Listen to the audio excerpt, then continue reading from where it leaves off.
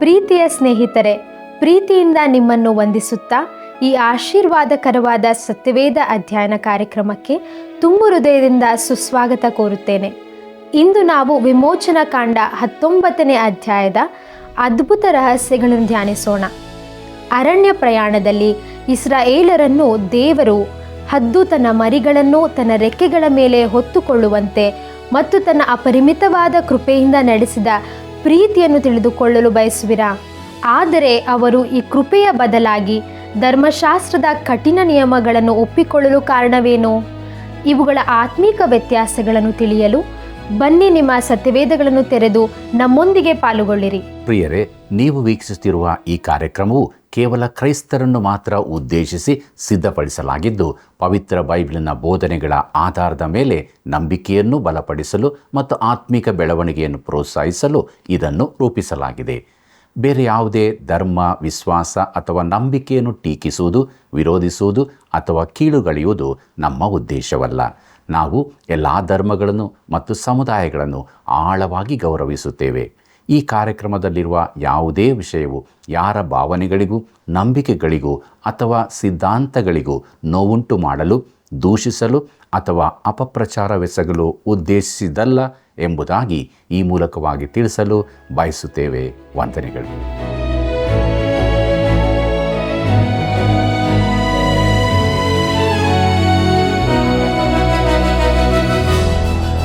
ಭೂಮಿಯ ಮೇಲೆ ಆಕಾಶವು ಎಷ್ಟು ಉನ್ನತವೋ, ಆತನಲ್ಲಿ ಭಯಭಕ್ತಿಯುಳ್ಳವರ ಮೇಲೆ ಆತನ ಕೃಪೆಯು ಅಷ್ಟು ಅಪಾರವಾಗಿದೆ. ಕೀರ್ತನೆಗಳು 103:11ನೇ ವಚನ. ಆತ್ಮೀಯ ವೀಕ್ಷಕರೇ, ನಿಮ್ಮೆಲ್ಲರಿಗೂ ತುಂಬು ಹೃದಯದ ವಂದನೆಗಳು. ಕಳೆದ ಕಾರ್ಯಕ್ರಮದಲ್ಲಿ ನಾವು ವಿಮೋಚನಕಾಂಡ ಪುಸ್ತಕದ 18ನೇ ಅಧ್ಯಾಯವನ್ನು ಧ್ಯಾನ ಮಾಡಿಕೊಂಡು ಅದರ ಮೂಲಕ ಅನೇಕ ಆತ್ಮೀಯ ಪಾಠಗಳನ್ನು ಕಲಿತುಕೊಂಡು ಹೇರಳವಾಗಿ ಆಶೀರ್ವದಿಸಲ್ಪಟ್ಟಿರುತ್ತೇವೆ. ದೇವರಿಗೆ ಮಹಿಮೆಯುಂಟಾಗಲಿ. ಇಂದು ವಿಮೋಚನಕಾಂಡ ಪುಸ್ತಕದ 19ನೇ ಅಧ್ಯಾಯವನ್ನು ಧ್ಯಾನ ಮಾಡಿಕೊಳ್ಳೋಣ. ಪ್ರಿಯರೇ, ಈ 19ನೇ ಅಧ್ಯಾಯದ ಮುಖ್ಯ ಪ್ರಸ್ತಾಪವು ಮೋಶೆ ದೇವರ ಸಂದೇಶವನ್ನು ತಿಳಿಯಪಡಿಸುತ್ತಾನೆ.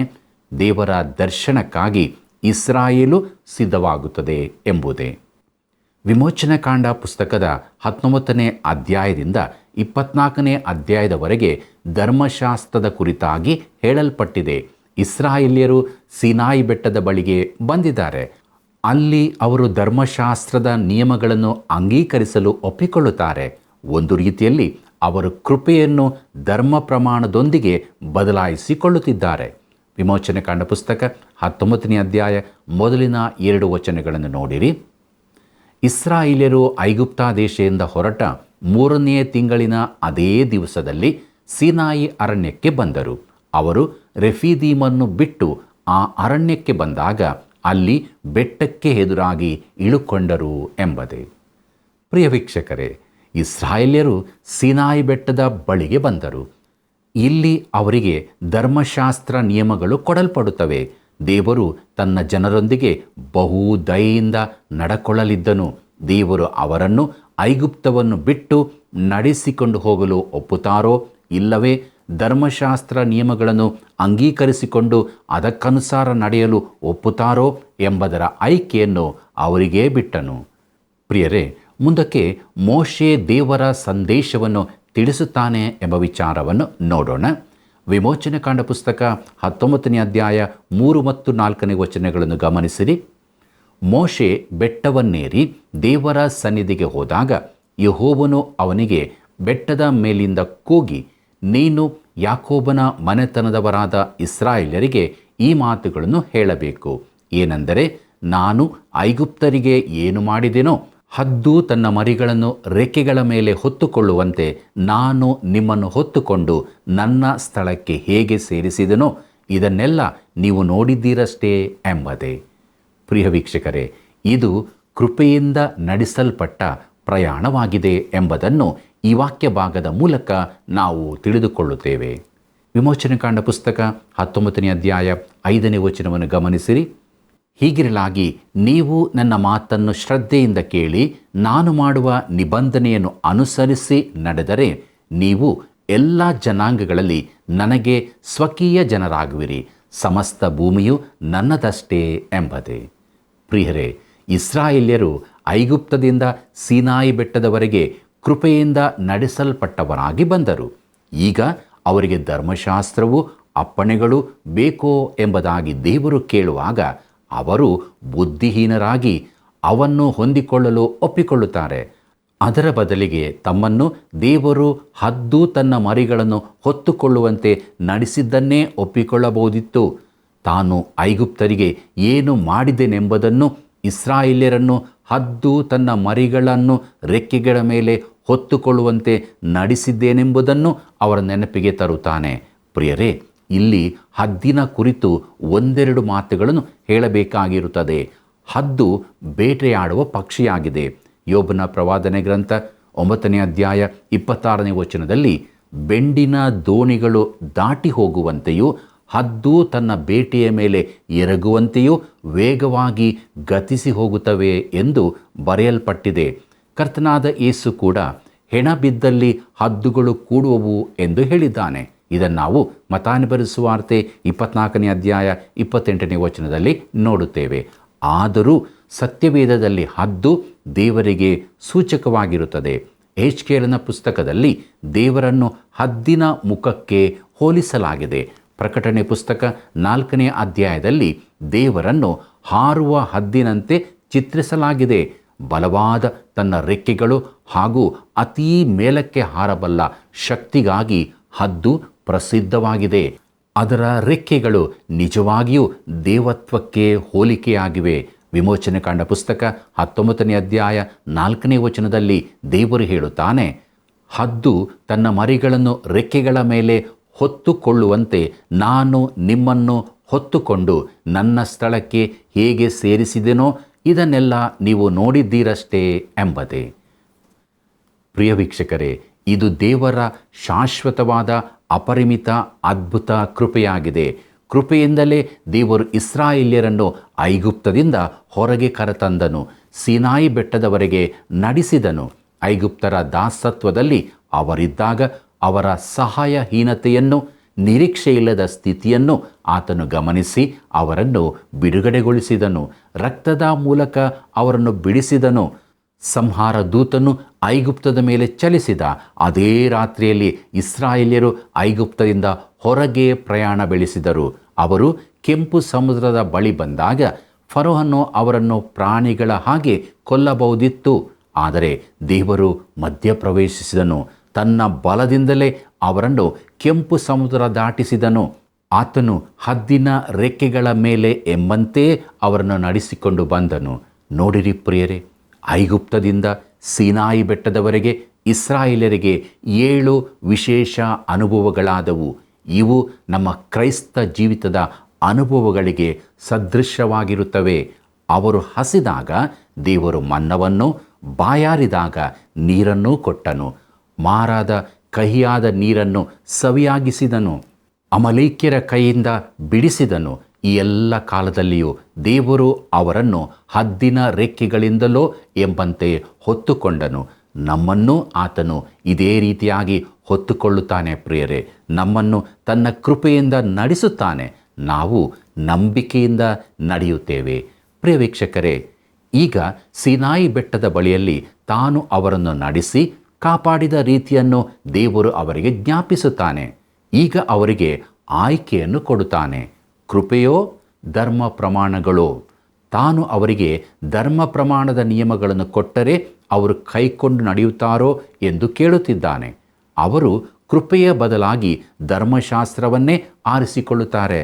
ಅನೇಕರು ಈ ದಿನಗಳಲ್ಲಿ ಇದನ್ನೇ ಮಾಡುತ್ತಾರೆ. ಇದು ದುರದೃಷ್ಟಕರವಾದದ್ದು.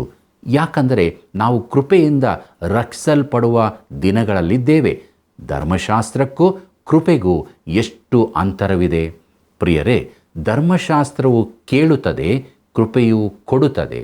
ಧರ್ಮಶಾಸ್ತ್ರವು ಮಾಡು ಎನ್ನುತ್ತದೆ, ಕೃಪೆಯು ನಂಬು ಎನ್ನುತ್ತದೆ. ಧರ್ಮಶಾಸ್ತ್ರವು ಒತ್ತಾಯಿಸುತ್ತದೆ, ಕೃಪೆಯು ದಾನ ಮಾಡುತ್ತದೆ. ಧರ್ಮಶಾಸ್ತ್ರವು ಕೆಲಸ ಮಾಡು ಎನ್ನುತ್ತದೆ, ಕೃಪೆಯು ವಿಶ್ರಮಿಸು ಎನ್ನುತ್ತದೆ. ಧರ್ಮಶಾಸ್ತ್ರವು ಹೆದರಿಸಿ ಶಾಪವನ್ನು ನುಡಿಯುತ್ತದೆ, ಕೃಪೆಯು ಆಶೀರ್ವಾದವನ್ನು ನುಡಿದು ಬೇಡಿಕೊಳ್ಳುತ್ತದೆ. ಧರ್ಮಶಾಸ್ತ್ರವು ಹೀಗೆ ಮಾಡು ಬದುಕುವಿ ಎನ್ನುತ್ತದೆ. ಕೃಪೆಯು ಬದುಕು, ಆಗ ನೀನು ಹೀಗೆ ಮಾಡುತ್ತೀ ಎನ್ನುತ್ತದೆ. ಧರ್ಮಶಾಸ್ತ್ರವು ಒಳ್ಳೆಯವನನ್ನು ಖಂಡಿಸುತ್ತದೆ, ಕೃಪೆಯು ಅತೀ ಕೆಟ್ಟವನನ್ನು ಕೂಡ ರಕ್ಷಿಸುತ್ತದೆ. ಧರ್ಮಶಾಸ್ತ್ರವು ದೇವರ ಗುಣಲಕ್ಷಣಗಳನ್ನು ಪ್ರಕಟಿಸುತ್ತದೆ ಮತ್ತು ಮಾನವನ ಬಲಹೀನತೆಯನ್ನು ಕೂಡ ಪ್ರಕಟಿಸುತ್ತದೆ. ರೋಮಾಪುರದವರಿಗೆ ಬರೆದ ಪತ್ರಿಕೆ 3ನೇ ಅಧ್ಯಾಯ 19ನೇ ವಚನದಲ್ಲಿ ಪೌಲನು ಹೀಗೆ ಹೇಳುತ್ತಾನೆ, ಧರ್ಮಶಾಸ್ತ್ರದ ನುಡಿಗಳೆಲ್ಲವೂ ಆ ಶಾಸ್ತ್ರಕ್ಕೆ ಒಳಗಾದವರಿಗೆ ಹೇಳಿವೆ ಎಂದು ಬಲ್ಲೆವಷ್ಟೇ. ಹೀಗೆ ಎಲ್ಲರ ಬಾಯಿ ಕಟ್ಟಿ ಹೋಗುವುದು, ಲೋಕವೆಲ್ಲ ದೇವರ ಮುಂದೆ ಅಪರಾಧಿಯಾಗಿ ನಿಲ್ಲುವುದು ಎಂಬುದೇ. ಪ್ರಿಯ ವೀಕ್ಷಕರೇ, ದೇವರು ಧರ್ಮಶಾಸ್ತ್ರವನ್ನು ರಕ್ಷಣೆಗೆ ಒಂದು ಸಾಧನವನ್ನಾಗಿ ಕೊಡಲಿಲ್ಲ. ಧರ್ಮ ಪ್ರಮಾಣ ಕೈಕೊಂಡ ಮಾತ್ರದಿಂದ ಯಾರೂ ರಕ್ಷಿಸಲ್ಪಡಲಿಲ್ಲ. ಮೋಶೆಯು ಕೊಲೆ ಮಾಡಿದವನು, ಸಿಟ್ಟುಗೊಂಡು ದೇವರಿಗೆ ಅವಿಧೇಯನಾದವನೂ ಆಗಿದ್ದಾನೆ. ಹಾಗಾದರೆ ಧರ್ಮಶಾಸ್ತ್ರವು ಯಾಕೆ ಕೊಡಲ್ಪಟ್ಟಿತು? ಗಲಾತ್ಯದವರಿಗೆ ಬರೆದ ಪತ್ರಿಕೆ 3ನೇ ಅಧ್ಯಾಯ 19ನೇ ವಚನದಲ್ಲಿ ಅದರ ನಿರ್ದಿಷ್ಟ ಕಾರಣವನ್ನು ಹೇಳಲಾಗಿದೆ. ಹೇಗೆಂದರೆ, ಹಾಗಾದರೆ ಮೋಶೆಯ ಧರ್ಮಶಾಸ್ತ್ರವು ಯಾತಕ್ಕೆ? ವಾಗ್ದಾನದಲ್ಲಿ ಸೂಚಿತನಾದವನು ಹುಟ್ಟಿ ಬರುವ ತನಕ ದೇವರು ಇಂತಿಂಥದ್ದು ಅಪರಾಧವೆಂದು ತೋರಿಸುವುದಕ್ಕಾಗಿ ಅದನ್ನು ವಾಗ್ದಾನದ ತರುವಾಯ ನೇಮಿಸಿ ದೇವದೂತರ ಮುಖಾಂತರ ಒಬ್ಬ ಮಧ್ಯಸ್ಥನ ಕೈಯಲ್ಲಿ ಕೊಟ್ಟನು ಎಂಬುದೇ. ನೋಡಿರಿ ಪ್ರಿಯರೇ, ನಾವು ಪಾಪಿಗಳೆಂಬುದನ್ನು ತೋರಿಸಿಕೊಡುವುದಕ್ಕಾಗಿ ಧರ್ಮಶಾಸ್ತ್ರವು ಕೊಡಲ್ಪಟ್ಟಿತು. ಸೂಚಿತನಾದವನು ಬರುವ ತನಕ ತಾತ್ಕಾಲಿಕವಾಗಿ ಅದು ಕೊಡಲ್ಪಟ್ಟಿತು. ಇಲ್ಲಿ ಸೂಚಿತನಾದವನು ಅಂದರೆ ಕರ್ತನಾದ ಯೇಸು ಕ್ರಿಸ್ತನೇ. ಗಲಾತ್ಯದವರಿಗೆ ಬರೆದ ಪತ್ರಿಕೆ 3ನೇ ಅಧ್ಯಾಯ 24ನೇ ವಚನದಲ್ಲಿ ಹೀಗೆ ನೋಡುತ್ತೇವೆ, ಹೀಗಿರಲಾಗಿ ಧರ್ಮಶಾಸ್ತ್ರವು ನಮ್ಮನ್ನು ಕಾಯುವ ಆಳಿನಂತಾಗಿದೆ. ನಾವು ನಂಬಿಕೆಯಿಂದ ನೀತಿವಂತರೆಂಬ ನಿರ್ಣಯವನ್ನು ಹೊಂದುವುದಕ್ಕಾಗಿ ಕ್ರಿಸ್ತನಲ್ಲಿ ಸೇರುವ ತನಕ ಅದು ನಮ್ಮನ್ನು ಕಾಯುತ್ತದೆ ಎಂಬುದೇ. ಇಲ್ಲಿ ಶಾಲಾ ಶಿಕ್ಷಕ ಎಂದರೆ ಈಗಿನ ಶಾಲಾ ಶಿಕ್ಷಕನಲ್ಲ, ಅಥವಾ ಕಾಯುವ ಆಳು ಅಂದರೆ ಮಗುವನ್ನು ನೋಡಿಕೊಳ್ಳುವ ಕೆಲಸದವನು ಎಂಬುದಾಗಿದೆ. ರೋಮನ್ ಪ್ರೆಟಿಷಿಷನ್ ಮನೆಯಲ್ಲಿ ಗುಲಾಮ. ಅವನು ಆ ಮಗುವನ್ನು ದಿನಾಲು ಸ್ನಾನ ಮಾಡಿಸಿ, ಬಟ್ಟೆ ಹಾಕಿ, ಊಟ ಮಾಡಿಸುತ್ತಾನೆ. ಹೀಗೆ ಮಗುವಿನ ಪ್ರತಿಯೊಂದು ಕೆಲಸವನ್ನೂ ಮಾಡಬೇಕಾಗಿದೆ. ಅಗತ್ಯವಿದ್ದಾಗ ಮೂಗು ಊದುತ್ತಾನೆ ಮತ್ತು ಅಗತ್ಯವಿದ್ದಾಗ ಮಗುವಿಗೆ ಪೆಡಲ್ ಮಾಡುತ್ತಾನೆ. ಆ ಮಗನು ಶಾಲೆಗೆ ಹೋಗುವ ಪ್ರಾಯಕ್ಕೆ ಬರುವಾಗ ಶಾಲೆಗೆ ಕರಕೊಂಡು ಹೋಗುತ್ತಾನೆ. ಶಾಲಾ ಶಿಕ್ಷಕನ ಪದ ಪೈಡಾಗೋಗೋಸ್ ಅಂದರೆ ಮಕ್ಕಳ ಕಂಡಕ್ಟರ್. ಪ್ರಿಯರೇ, ಈ ಚಿತ್ರಣವು ಅಳು ಮಗುವಿನ ಕೈಗಳನ್ನು ತನ್ನ ಕೈಗಳಲ್ಲಿ ಹಿಡಿದುಕೊಂಡು ನಡೆಸಿಕೊಂಡು ಹೋಗುವುದಾಗಿದೆ. ನಮ್ಮ ಪೈಡಾಗೋಗೋಸ್ ಧರ್ಮಶಾಸ್ತ್ರವು ನಮ್ಮ ಆಳಾಗಿದ್ದು ಕ್ರೂಜಿಯ ಬಳಿಗೆ ನಮ್ಮನ್ನು ನಡೆಸಿ, ಮಗನೇ, ನಿನಗೆ ಒಬ್ಬ ರಕ್ಷಕನ ಅಗತ್ಯವಿದೆ, ನೀನು ಒಬ್ಬ ಪಾಪಿ, ನೀನು ರಕ್ಷಿಸಲ್ಪಡಬೇಕಾಗಿದೆ ಎಂದು ಹೇಳುತ್ತದೆ. ವಿಮೋಚನೆಕಾಂಡ ಪುಸ್ತಕ 19ನೇ ಅಧ್ಯಾಯ 6ನೇ ವಚನವನ್ನು ನೋಡೋಣ. ನೀವು ನನಗೆ ಯಾಜಕ ರಾಜ್ಯವೂ ಪರಿಶುದ್ಧ ಜನವೂ ಆಗಿರುವಿರಿ. ಇವೇ ನೀನು ಇಸ್ರಾಯೇಲರಿಗೆ ಹೇಳಬೇಕಾದ ಮಾತುಗಳು ಎಂದನು ಎಂಬುದೇ.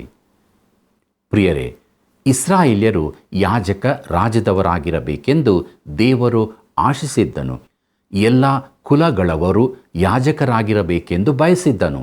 ಕಾದೇಶ್ ಬರ್ನಿಯಾದಲ್ಲಿ ಅವರೆಲ್ಲರೂ ವಾಗ್ದಾತ ದೇಶ ಪ್ರವೇಶಿಸಲಾಗದ್ದರಿಂದಲೂ ಮೋಶೆ ಬೆಟ್ಟದ ಮೇಲೆ ಧರ್ಮಶಾಸ್ತ್ರ ಪಡೆಯುತ್ತಿದ್ದ ಸಮಯದಲ್ಲಿ ಅವರು ಬಂಗಾರದ ಬಸವನನ್ನು ಪೂಜಿಸಿದ್ದರಿಂದಲೂ ಅವರಲ್ಲಿ ಒಂದು ಕುಲದವರು ಮಾತ್ರ ಯಾಜಕರಾಗಿ ಆರಿಸಲ್ಪಟ್ಟರು. ಆದರೆ 1000 ವರ್ಷದ ಆಳ್ವಿಕೆಯ ಕಾಲದಲ್ಲಿ ಇಡೀ ಜನಾಂಗವೇ ಯಾಜಕರಾಗಿರಬೇಕೆಂಬುದು ದೇವರ ಅಂತಿಮ ಗುರಿಯಾಗಿದೆ. ಸಭೆಯು ಈ ಭೂಮಿಯಿಂದ ಮೇಲಕ್ಕೆ ಎತ್ತಲ್ಪಟ್ಟು ಹೊಸ ಯೆರೂಸಲೇಮಿನಲ್ಲಿ ಪರಲೋಕದಲ್ಲಿ ಕ್ರಿಸ್ತನೊಂದಿಗಿರುವಾಗ ಇದು ಸಂಭವಿಸುತ್ತದೆ. ಮುಂದಕ್ಕೆ ನೋಡೋಣ. ವಿಮೋಚನೆಕಾಂಡ ಪುಸ್ತಕ 19ನೇ ಅಧ್ಯಾಯ 7ನೇ ವಚನವನ್ನು. ಆಗ ಮೋಶೆ ಬಂದು ಜನರ ಹಿರಿಯರನ್ನು ಕೂಡಿಸಿ ಯೆಹೋವನು ಆಜ್ಞಾಪಿಸಿದ್ದ ಈ ಮಾತುಗಳನ್ನೆಲ್ಲ ಅವರಿಗೆ ತಿಳಿಸಿದನು ಎಂಬುದೇ. ಪ್ರಿಯರೇ, ಈ ಜನರ ಮಾತನ್ನು ಕೇಳಿರಿ. ಎಂತಹ ವಿಶ್ವಾಸದಿಂದ ಅವರು ನುಡಿದರು. ಅದೇನೆಂಬುದಾಗಿ ನೋಡೋಣ. ವಿಮೋಚನೆಕಾಂಡ ಪುಸ್ತಕ 19ನೇ ಅಧ್ಯಾಯ 8ನೇ ವಚನ. ಜನರೆಲ್ಲರೂ ಯೆಹೋವನು ಹೇಳಿದಂತೆಯೇ ಮಾಡುವೆವು ಎಂದು ಒಗ್ಗಟ್ಟಾಗಿ ಪ್ರತ್ಯುತ್ತರ ಕೊಡಲಾಗಿ ಮೋಶೆ ಯೆಹೋವನ ಬಳಿಗೆ ಹೋಗಿ ಅವರ ಮಾತುಗಳನ್ನು ಆತನಿಗೆ ಅರಿಕೆ ಮಾಡಿದನು ಎಂಬುದೇ. ಪ್ರಿಯ ವೀಕ್ಷಕರೇ, ಸೀನಾಯಿ ಬೆಟ್ಟದ ಬಳಿ ಇಸ್ರಾಯೇಲ್ ಜನಾಂಗಕ್ಕೆ ಧರ್ಮಶಾಸ್ತ್ರವು ಕೊಡಲ್ಪಡುವುದರೊಂದಿಗೆ ಧರ್ಮಶಾಸ್ತ್ರದ ಯುಗವು ಪ್ರಾರಂಭವಾಯಿತು. ಇದು ಇಲ್ಲಿಂದ ಆರಂಭವಾಗಿ ಕಲ್ವಾರಿಯ ಕ್ರೂಜೆಯ ತನಕ ವಿಮೋಚನೆಯಿಂದ ಕ್ರೂಜೆಯವರೆಗೂ ಮುಂದುವರಿಯಿತು. ಇದು ಆದರ್ಶ ಪರಿಸ್ಥಿತಿಗಳ ಅಡಿಯಲ್ಲಿ ಜೀವಿಸುವ ಜನರಿಗೆ ಅವರು ಧರ್ಮಶಾಸ್ತ್ರವನ್ನು ಪೂರ್ಣವಾಗಿ ಕೈಕೊಳ್ಳಲಾರರು ಎಂಬುದರ ಪ್ರಕಟಣೆಯಾಗಿತ್ತು. ಇಸ್ರಾಯೇಲ್ಯರು ಹೇಳಿದರು, ಯೆಹೋವನು ಹೇಳಿದಂತೆಯೇ ಮಾಡುವೆವು ಎಂಬುದಾಗಿ. ಧರ್ಮಶಾಸ್ತ್ರ ಬರಲಿ, ನಾವು ಅದನ್ನು ಕೈಕೊಳ್ಳುವೆವು. ಅದು ಏನು ಎಂದು ತಿಳುಕೊಳ್ಳುವ ಮೊದಲೇ ಹೇಳಿದರು. ಮುಂದೆ 1500 ವರ್ಷಗಳವರೆಗೂ ತಾವು ಅದನ್ನು ಕೈಕೊಳ್ಳಲಾರವೆಂಬುದನ್ನು ತೋರಿಸಿಕೊಟ್ಟರು. ಅನೇಕ ಜನರ ಮನಸ್ಥಿತಿ ಈ ದಿನಗಳಲ್ಲಿ ಹೀಗೆಯೇ ಇರುತ್ತದೆ. ಸ್ವಾಭಾವಿಕ ಮನುಷ್ಯನು ದೇವರನ್ನು ಮೆಚ್ಚಿಸಬಹುದೆಂದು ಅವರು ನೆನೆಸುತ್ತಾರೆ. ಆದರೆ ಪ್ರಾಕೃತ ಮನುಷ್ಯನು ಧರ್ಮಶಾಸ್ತ್ರವನ್ನು ಕೈಕೊಳ್ಳದೆ ಸೋತು ಹೋಗುತ್ತಾನೆ. ಧರ್ಮಶಾಸ್ತ್ರವು ಹಳೆಯ ಸ್ವಭಾವವನ್ನು ಹತೋಟಿಯಲ್ಲಿಟ್ಟುಕೊಳ್ಳುವುದಕ್ಕಾಗಿ ಕೊಡಲ್ಪಟ್ಟಿರುತ್ತದೆ. ಆದರೆ ಈ ಸ್ವಭಾವವು ಕ್ರಾಂತಿಕಾರಿಯಾಗಿರುವುದರಿಂದ ಅದನ್ನು ಹತೋಟಿಯಲ್ಲಿರಿಸಿಕೊಳ್ಳುವುದು ಅಸಾಧ್ಯ. ಪೌಲನು ಇದನ್ನು ರೋಮಾಪುರದವರಿಗೆ ಬರೆದ ಪತ್ರಿಕೆ 8ನೇ ಅಧ್ಯಾಯ 6 ಮತ್ತು 7ನೇ ವಚನದಲ್ಲಿ ಹೀಗೆ ಹೇಳುತ್ತಾನೆ. ಏನೆಂದರೆ, ಶರೀರ ಭಾವದವುಗಳ ಮೇಲೆ ಮನಸ್ಸಿಡುವುದು ಮರಣ, ಪವಿತ್ರಾತ್ಮನವುಗಳ ಮೇಲೆ ಮನಸ್ಸಿಡುವುದು ಜೀವವೂ ಮನಃಶಾಂತಿಯೂ ಆಗಿದೆ. ಯಾಕಂದರೆ ಶರೀರ ಭಾವದವುಗಳ ಮೇಲೆ ಮನಸ್ಸಿಡುವುದು ದೇವರಿಗೆ ಶತ್ರುತ್ವವು. ಅಂಥ ಮನಸ್ಸು ದೇವರ ನಿಯಮಕ್ಕೆ ಒಳಪಡುವುದೂ ಇಲ್ಲ, ಒಳಪಡುವುದಕ್ಕಾಗುವುದೂ ಇಲ್ಲ ಎಂಬುದೇ. ಪ್ರಿಯರೇ, ನಮ್ಮೆಲ್ಲರಲ್ಲಿಯೂ ಹಳೆ ಸ್ವಭಾವವು ಇರುತ್ತದೆ. ಅದು ದೇವರಿಗೆ ವಿರುದ್ಧವಾದದ್ದಾಗಿರುತ್ತದೆ. ಅದು ದೇವರಿಗೆ ಎಂದೂ ವಿಧೇಯವಾಗಿರಲಾರದು ಮತ್ತು ಆತನನ್ನು ಎಂದೂ ಮೆಚ್ಚಿಸಲಾರದು. ನಮ್ಮ ಸ್ವಂತ ಜೀವಿತದಲ್ಲಿ ಇದು ನಮ್ಮ ತಿಳುವಳಿಕೆಗೆ ಬಂದಿದೆಯೋ? ದೇವರ ಮಟ್ಟವನ್ನು ಮುಟ್ಟುವುದರಲ್ಲಿ ನಾವು ಸೋತು ಹೋಗಿದ್ದೇವೆ ಎಂದು ನಮಗೆ ತಿಳಿದಿದೆಯೋ? ಪ್ರಿಯರೇ, ದೇವರು ಇನ್ನೊಂದು ಏರ್ಪಾಡನ್ನು ಮಾಡಿರುವುದಕ್ಕಾಗಿ ಆತನಿಗೆ ಸ್ತೋತ್ರವಾಗಲಿ. ನಾನು ನ್ಯಾಯಕಟ್ಟುಗಳನ್ನು ಕೈಕೊಂಡಿದ್ದೇನೆ ಎಂದು ಹೇಳುವುದಕ್ಕಿಂತ ಹೆಚ್ಚಿನ ಕಪಟತನ ಬೇರೊಂದಿಲ್ಲ. ದೇವರ ಮಟ್ಟಕ್ಕೆ ಯಾರೂ ತಲುಪಲಾರರು. ಇಸ್ರಾಯೇಲ್ಯರನ್ನು ನೋಡಿರಿ. ದೇವರು ಅವರಿಗೆ ಧರ್ಮಶಾಸ್ತ್ರವನ್ನು ಕೊಡುತ್ತೇನೆಂದಾಗ ಅವರು ಕೊಡಿರಿ, ನಾವದನ್ನು ಕೈಕೊಳ್ಳಲು ಸಿದ್ಧರಿದ್ದೇವೆ ಎಂದು ಹೇಳಿದರು. ಎಂಥ ಅಹಂಕಾರದ ಮಾತಿದು! ಧರ್ಮಶಾಸ್ತ್ರದಿಂದ ಯಾರೂ ರಕ್ಷಿಸಲ್ಪಡಲಾರದೆಂದು ದೇವರು ಹೇಳಿದ ಬಳಿಕವೂ ಅನೇಕರು ಈ ದಿನಗಳಲ್ಲಿ ತಾವು ದೇವರ ಅಪ್ಪಣೆಗಳನ್ನು ಕೈಕೊಳ್ಳುವವರೆಂದು ಹೇಳುತ್ತಾರೆ. ಒಳ್ಳೆಯ ಪರಿಸ್ಥಿತಿಗಳಲ್ಲಿ ಇಸ್ರಾಯೇಲ್ ಜನಾಂಗ ಈ ರೀತಿ ಪ್ರಯತ್ನಿಸಿ ಸೋತು ಹೋಗಿದೆ. ಪ್ರಿಯರೇ, ಮುಂದಕ್ಕೆ ದೇವರ ದರ್ಶನಕ್ಕೆ ಇಸ್ರಾಯೇಲ್ಯರು ಸಿದ್ಧರಾಗುವುದು ಎಂಬ ವಿಚಾರವನ್ನು ನೋಡೋಣ. ವಿಮೋಚನೆಕಾಂಡ ಪುಸ್ತಕ 19ನೇ ಅಧ್ಯಾಯ 9ನೇ ವಚನವನ್ನು ಗಮನಿಸಿರಿ. ಯೆಹೋವನು ಮೋಶೆಗೆ, ಇಗೋ, ನಾನು ನಿನ್ನ ಸಂಗಡ ಮಾತಾಡುವಾಗ ಜನರು ಕೇಳಿ ಯಾವಾಗಲೂ ನಿನ್ನನ್ನು ನಂಬುವಂತೆ ನಾನು ಮುಗಿಲಲ್ಲಿ ನಿನ್ನ ಬಳಿಗೆ ಬರುವೆನು ಎಂದು ಹೇಳಿದನು ಎಂಬುದೇ. ಪ್ರಿಯರೇ, ಧರ್ಮಶಾಸ್ತ್ರವು ಕೊಡಲ್ಪಟ್ಟದ್ದು ಒಂದು ಅದ್ಭುತವಾದ ಘಟನೆಯಾಗಿದೆ ಎಂದು ಕೆಲವರು ಹೇಳುತ್ತಾರೆ.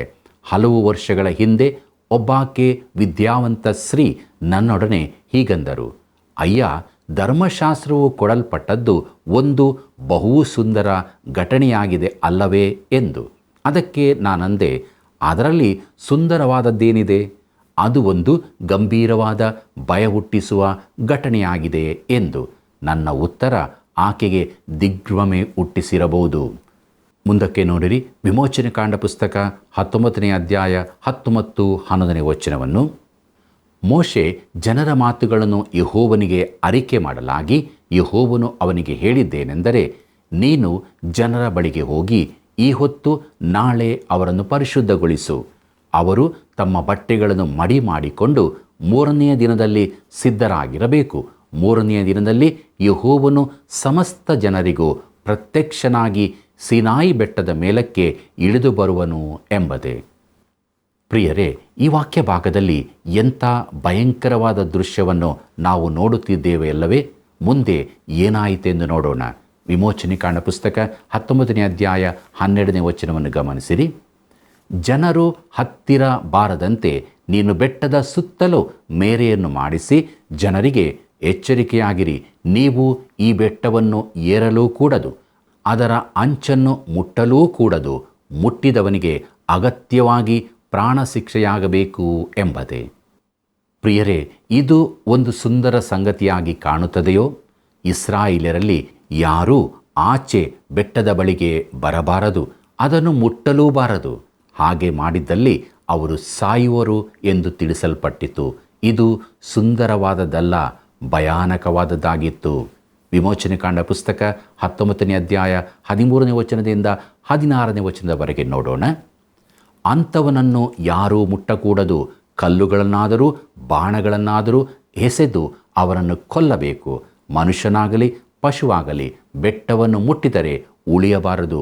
ಕೊಂಬಿನ ಧ್ವನಿ ಕೇಳಿಸಿದಾಗ ಬೆಟ್ಟದ ಸಮೀಪಕ್ಕೆ ಬರಬೇಕು ಎಂದು ಹೇಳು ಅಂದನು. ಮೋಶೆ ಬೆಟ್ಟದಿಂದಿಳಿದು ಜನರ ಬಳಿಗೆ ಬಂದು ಅವರನ್ನು ಪರಿಶುದ್ಧಗೊಳಿಸಿದನು. ಅವರು ತಮ್ಮ ಬಟ್ಟೆಗಳನ್ನು ಮಡಿ ಮಾಡಿಕೊಂಡರು. ಆಗ ಮೋಶೆ ಜನರಿಗೆ, 3ನೆಯ ದಿನದಲ್ಲಿ ಸಿದ್ಧವಾಗಿರಿ, ಯಾವ ಪುರುಷನೂ ಸ್ತ್ರೀ ಸಂಗಮ ಮಾಡಬಾರದು ಎಂದು ಹೇಳಿದನು. 3ನೆಯ ದಿನದಲ್ಲಿ ಸಿದ್ಧವಾಗಿರಿ, ಯಾವ ಪುರುಷನೂ ಸ್ತ್ರೀ ಸಂಗ ಮಾಡಬಾರದು ಎಂದು ಹೇಳಿದನು. 3ನೆಯ ದಿನದಲ್ಲಿ ಸೂರ್ಯೋದಯವಾಗುವಾಗ ಆ ಬೆಟ್ಟದ ಮೇಲೆ ಗುಡುಗು, ಮಿಂಚು, ಕಾರ್ಮುಗಿಲು, ತುತ್ತೂರಿಯ ಮಹಾಧ್ವನಿಯು ಉಂಟಾಗಲು ಪಾಳೆಯದಲ್ಲಿದ್ದ ಜನರೆಲ್ಲರೂ ನಡುಗಿದರು ಎಂಬುದೇ. ಪ್ರಿಯ ವೀಕ್ಷಕರೇ, ಇದು ಒಂದು ಸರ್ಕಸ್ನ ಮೆರವಣಿಗೆ ನಡೆಯುವುದಲ್ಲ. ಇದು ಧರ್ಮಶಾಸ್ತ್ರವು ಕೊಡಲ್ಪಡುವ ಗಳಿಗೆಯಾಗಿತ್ತು. ಇದು ಒಂದು ಭಯ ಹುಟ್ಟಿಸುವ ಸಂದರ್ಭವಾಗಿದ್ದರಿಂದ ಜನರೆಲ್ಲರೂ ನಡುಗಿದರು. ವಿಮೋಚನೆಕಾಂಡ ಪುಸ್ತಕ 19ನೇ ಅಧ್ಯಾಯ 17ನೇ ವಚನದಿಂದ 21ನೇ ವಚನದವರೆಗೆ ನೋಡಿರಿ. ದೇವ ದರ್ಶನಕ್ಕಾಗಿ ಮೋಶೆ ಜನರನ್ನು ಪಾಳೆಯದ ಹೊರಕ್ಕೆ ಬರಮಾಡಲು ಅವರು ಬೆಟ್ಟದ ಬುಡದಲ್ಲಿ ನಿಂತುಕೊಂಡರು. ಯೆಹೋವನು ಬೆಂಕಿಯೊಳಗೆ ಸೀನಾಯಿ ಬೆಟ್ಟದ ಮೇಲಕ್ಕೆ ಇಳಿದು ಬಂದದ್ದರಿಂದ ಆ ಬೆಟ್ಟವೆಲ್ಲ ಹೊಗೆಯಿಂದ ಆವರಿಸಿಕೊಂಡಿತು. ಆ ಹೊಗೆ ಆವಿಗೆಯ ಹೊಗೆಯಂತೆ ಏರಿತು. ಅದಲ್ಲದೆ ಬೆಟ್ಟವೆಲ್ಲ ಬಹಳವಾಗಿ ಕಂಪಿಸಿತು. ತುತ್ತೂರಿಯ ಧ್ವನಿ ಹೆಚ್ಚಾಗುತ್ತಾ ಬಂದಾಗ ಮೋಶೆಯು ದೇವರ ಸಂಗಡ ಮಾತಾಡಿದನು. ಆಗ ದೇವರು ಬಾಯಿ ಮಾತಿನಿಂದ ಉತ್ತರ ಕೊಟ್ಟನು. ಯೆಹೋವನು ಸೀನಾಯಿ ಬೆಟ್ಟದ ಶಿಖರಕ್ಕೆ ಇಳಿದು ಬಂದನು. ಆತನು ಬೆಟ್ಟದ ತುದಿಗೆ ಬಾ ಎಂದು ಮೋಶೆಯನ್ನು ಕರೆಯಲು ಅವನು ಬೆಟ್ಟವನ್ನೇರಿದನು. ಆಗ ಯೆಹೋವನು ಮೋಶೆಗೆ, ನೀನಿಳಿದು ಹೋಗಿ ಜನರನ್ನು ಎಚ್ಚರಿಸಬೇಕು. ಅವರು ನೋಡಬೇಕೆಂಬ ಆಶೆಯಿಂದ ಯೆಹೋವನ ಹತ್ತಿರಕ್ಕೆ ಮೇರೆಯನ್ನು ದಾಟಿ ಬಂದಾರು. ಹಾಗೆ ಬಂದರೆ ಬಹುಜನ ನಾಶವಾಗುವರು ಎಂಬುದೇ. ಪ್ರಿಯ ವೀಕ್ಷಕರೇ, ಮೋಶೆಯು ದೇವರ ಕರೆಗೆ ಕಿವಿಗೊಟ್ಟು ಬೆಟ್ಟವನ್ನೇರಲು ಹೊರಟಾಗ ಅಲ್ಲಿ ಒಂದು ಪ್ರೇಕ್ಷಣೀಯ ಸಂಗತಿಯನ್ನು ನೋಡಬಹುದೆಂದು ಕೆಲವು ಇಸ್ರಾಯೇಲ್ಯರು ಭಾವಿಸಿರಬಹುದು. ಆದರೆ ಅವರು ಯಾವುದನ್ನೂ ಕಾಣಲಾರರು. ಅವರಿಗೆ ಒಂದು ಸ್ವರ ಮಾತ್ರ ಕೇಳಿಸುತ್ತದೆ. ಈ ದಿನಗಳಲ್ಲೂ ಯೋಹಾನ ಬರೆದ ಸುವಾರ್ತೆ 1ನೇ ಅಧ್ಯಾಯ 18ನೇ ವಚನದಲ್ಲಿ ಹೇಳಿರುವಂಥ ಮಾತು ಸತ್ಯವೇ. ದೇವರನ್ನು ಯಾರು ಎಂದೂ ಕಂಡಿಲ್ಲ. ಯಾವನು ಏಕಪುತ್ರನು ಸ್ವತಃ ದೇವರು ಆಗಿದ್ದು ತಂದೆಯ ಎದೆಯಲ್ಲಿದ್ದಾನೋ ಆತನೇ ತಿಳಿಯಪಡಿಸಿದನು ಎಂಬುದೇ. ವಿಮೋಚನೆಕಾಂಡ ಪುಸ್ತಕ 19ನೇ ಅಧ್ಯಾಯ 22ನೇ ವಚನದಿಂದ 25ನೇ ವಚನದವರೆಗೆ ನೋಡೋಣ. ಯೆಹೋವನ ಸನ್ನಿಧಿಗೆ ಸೇರುವ ಯಾಜಕರು ತಮ್ಮನ್ನು ಶುದ್ಧಪಡಿಸಿಕೊಳ್ಳಬೇಕು. ಇಲ್ಲವಾದರೆ ಅವರನ್ನು ಯೆಹೋವನು ಪಕ್ಕನೆ ಸಂಹಾರ ಮಾಡಾನು ಎಂದು ಹೇಳಿದನು. ಅದಕ್ಕೆ ಮೋಶೆ, ಸೀನಾಯಿ ಬೆಟ್ಟವನ್ನೇರುವುದಕ್ಕೆ ಜನರಿಂದಾಗದು. ಬೆಟ್ಟದ ಸುತ್ತಲೂ ಮೇರೆಯನ್ನು ಹಾಕಿ ನಿನಗಾಗಿ ಪ್ರತ್ಯೇಕಿಸಲಿಕ್ಕೆ ನೀನು ಆಜ್ಞಾಪಿಸಿದೆಯಲ್ಲ ಅಂದನು. ಯೆಹೋವನು ಅವನಿಗೆ, ನೀನು ಇಳಿದು ಹೋಗಿ ಆರೋನನನ್ನು ಕರೆದುಕೊಂಡು ಮೇಲಕ್ಕೆ ಬಾ. ಆದರೆ ಯಾಜಕರು ಜನರು ಆ ಮೇರೆಯನ್ನು ದಾಟಿ ಯೆಹೋವನ ಹತ್ತಿರ ಬರಕೂಡದು. ದಾಟಿದರೆ ಯೆಹೋವನು ಅವರನ್ನು ಪಕ್ಕನೆ ಸಂಹಾರ ಮಾಡಾನು ಎಂದು ಹೇಳಿದನು. ಮೋಶೆ ಜನರ ಬಳಿಗೆ ಇಳಿದು ಹೋಗಿ ಆ ಮಾತುಗಳನ್ನು ಅವರಿಗೆ ತಿಳಿಸಿದನು ಎಂಬುದೇ. ಪ್ರಿಯರೇ, ತಮ್ಮ ವಿಷಯವಾಗಿ ಸರಿಯಾಗಿ ತಿಳಿದುಕೊಂಡಿದ್ದು ತಾವು ಎಷ್ಟು ಬಲಹೀನರೆಂಬುದನ್ನು ಇಸ್ರಾಯೇಲರು ಅರಿತಿದ್ದರೆ ತಾವು ಧರ್ಮಶಾಸ್ತ್ರವನ್ನು ಕೈಕೊಳ್ಳುತ್ತೇವೆಂದು ಮಾತು ಕೊಡುವ ತಪ್ಪನ್ನು ಎಂದಿಗೂ ಮಾಡುತ್ತಿರಲಿಲ್ಲ. ನೋಡಿರಿ ಪ್ರಿಯರೇ, ಧರ್ಮಶಾಸ್ತ್ರದ ಯುಗಕ್ಕೂ ಈಗಿನ ಕೃಪಾ ಯುಗಕ್ಕೂ ತುಂಬ ವ್ಯತ್ಯಾಸವಿದೆ. ಆದ್ದರಿಂದ ನಾವು ಆತನ ಕೃಪೆಯನ್ನೇ ಆತುಕೊಂಡು ಜೀವಿಸುವುದು ಎಷ್ಟೋ ಅಗತ್ಯವಾಗಿದೆ. ಆತ್ಮೀಯ ವೀಕ್ಷಕ ಬಾಂಧವರೇ, ದೇವರು ತನ್ನ ವಾಕ್ಯದಲ್ಲಿ ಸ್ಪಷ್ಟವಾಗಿ ಮಾತನಾಡಿದ್ದಾನಲ್ಲವೇ? ನಮ್ಮ ಜೀವಿತವನ್ನು ಪರೀಕ್ಷಿಸಿಕೊಳ್ಳೋಣವ. ನಾವು ಯಾವುದನ್ನು ಆತುಕೊಂಡಿದ್ದೇವೆ? ಧರ್ಮಶಾಸ್ತ್ರವನ್ನು, ಕಟ್ಟಳೆಗಳನ್ನು ಅಥವಾ ದೇವರ ಕೃಪೆಯನ್ನು? ದೇವರ ಕೃಪೆಯನ್ನೇ ಆತುಕೊಳ್ಳೋದು ಎಷ್ಟೋ ಉತ್ತಮ. ಆದ್ದರಿಂದ ಕೃಪಾಗಳಿಗೆಯಲ್ಲಿ ದೇವರ ಕೃಪೆಯನ್ನು ಬೇಡಿಕೊಳ್ಳೋಣ. ನಾವು ಬಲ ಹೊಂದಿದವರಾಗಿ ಜೀವಿಸೋಣ. ಪ್ರಾರ್ಥನೆ ಮಾಡೋಣ.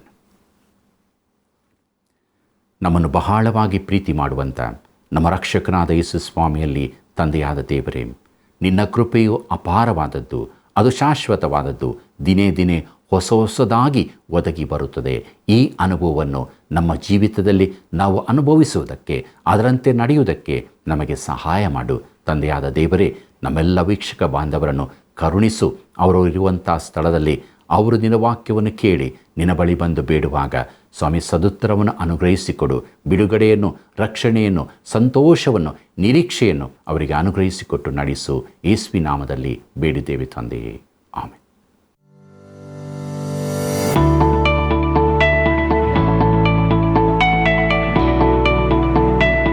ಇಂದಿನ ಅಧ್ಯಯನಕ್ಕೆ ಒಂದು ಪ್ರಶ್ನೆ. ದೇವರು ಇಸ್ರಾಯೇಲರೊಂದಿಗೆ ಒಡಂಬಡಿಕೆ ಮಾಡಿಕೊಂಡ ಪರ್ವತ ಯಾವುದು?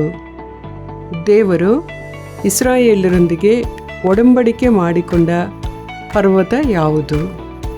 ಉತ್ತರ: ಕಾರ್ಮೆಲ್, ಚಿಯೋನ್, ಸಿನಾಯ್ ಪರ್ವತ. ಸರಿಯಾದ ಉತ್ತರವನ್ನು ಆಯ್ಕೆ ಮಾಡಿ ಈಗ ಹೇಳುವ ವಾಟ್ಸಪ್ ಸಂಖ್ಯೆಗೆ ಕಳುಹಿಸಿರಿ. 7618737772. ದೇವರಿಗೆ ಯೋಗ್ಯವಾದಂತ ಪಾತ್ರೆ ನಾನಾಗಿರಲು ಬಯಸುವೆನು. ನನ್ನ ದೇವರಿಗೆ ಯೋಗ್ಯವಾದಂತ ಪಾತ್ರೆ ನಾನಾಗಿರಲು ಬಯಸುವೆನು. ಕುಂಬಾರನು ನೀನು, ಜೇಡಿ ಮಣ್ಣು ನಾನು. ಕುಂಬಾರನು ನೀನು, ಜೇಡಿ ಮಣ್ಣು ನಾನು.